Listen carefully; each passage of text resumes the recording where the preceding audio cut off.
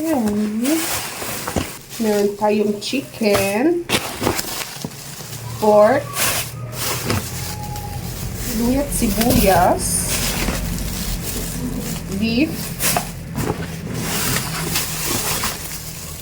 tilapia at bangus. So, hugasan muna natin.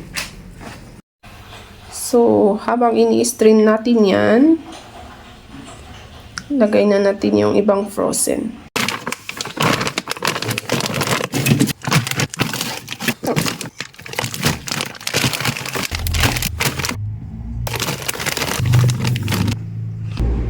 Tapos, ililipat natin siya dito.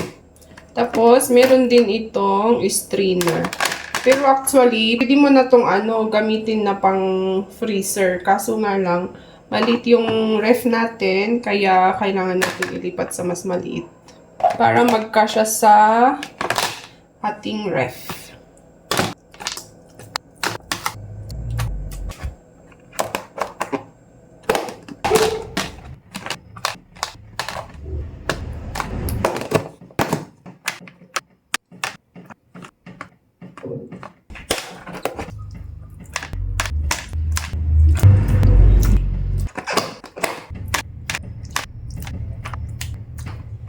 Ang kasya pala dito is 1 kilo. Tig 1 kilo.